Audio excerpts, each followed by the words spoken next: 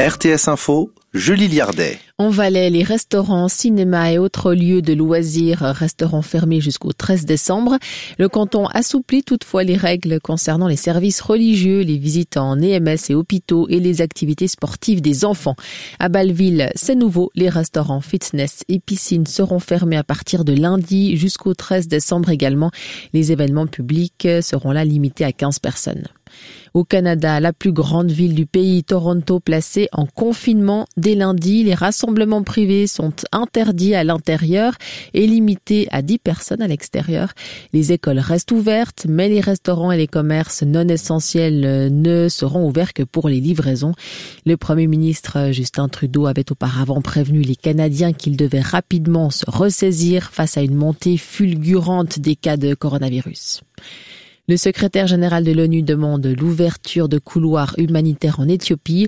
Objectif, venir en aide à la population prise au piège des combats dans la région du Tigré. Antonio Guterres regrette que les autorités refusent toute médiation.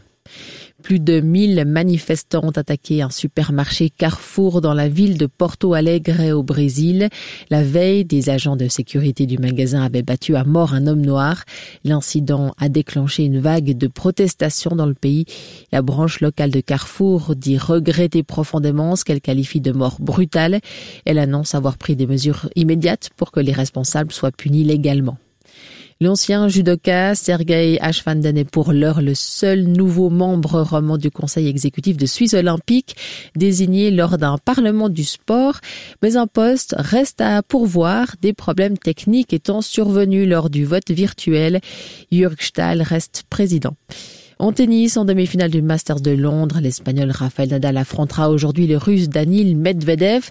Dans l'autre demi-finale, le numéro 1, le Serbe Novak Djokovic, se mesurera à l'Allemand Alexander Zverev.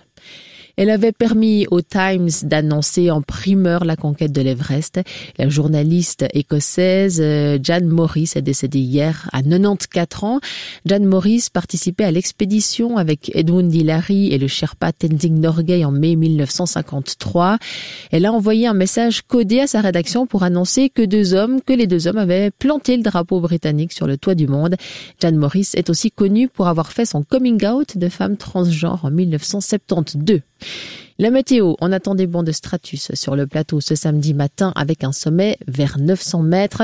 Ensuite, il fera beau partout l'après-midi, 4 degrés maximum dans les endroits exposés à la bise, jusqu'à 8 ailleurs dès dimanche. Temps sec avec des grisailles matinales sur le plateau, sinon bien ensoleillé.